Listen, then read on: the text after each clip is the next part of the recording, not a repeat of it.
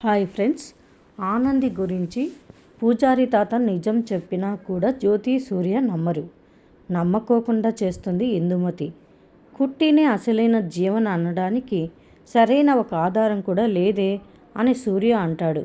మరి లేనప్పుడు మనం ఎలా నమ్మాలి ఈ మనిషిని అని గట్టిగా అరుస్తూ చెప్తుంది ఇందుమతి. నేను తనని ఇంట్లో నుంచి పంపించేశాను అనుకుంటోంది కదా, ఎలాగో ఒక రకంగా ఇప్పుడు నా అడ్డు తప్పించాలని అనుకుంటోంది అని జీవన అంటుంది.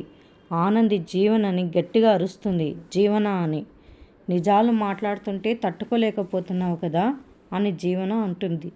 నువ్వు అసలైన జీవనివి కాదు అని నీకు తెలియదా అని ఆనంది అంటే, నేనే అసలైన జీవన అని నాకు తెలుసు, నువ్వే అబద్ధం చెప్తున్నావు అంటుంది జీవన.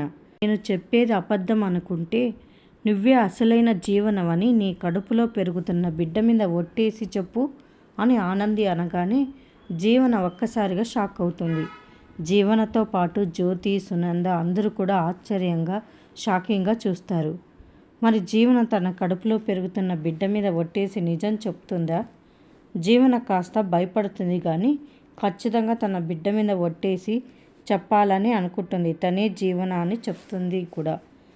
లేదంటే ఇందుమతి అడ్డుపడుతుంది ఒట్టు వేయనీకోకుండా. జీవన చెప్పినా చెప్తుంది. ఎందుకంటే తనకి ముఖ్యం బిడ్డ కాదు, ఆస్తి అంతస్తు అక్కడ తన స్థానం. ఎలాగైనా ఆనందిని అక్కడ నుంచి బయటికి పంపించేయాలని గట్టిగానే పోరాడతారు. మరి ఏం జరుగుతుందో చూద్దాం. మరిన్ని అప్డేట్స్ కోసం ప్లీజ్ సబ్స్క్రైబ్ చేయండి. Thanks for watching.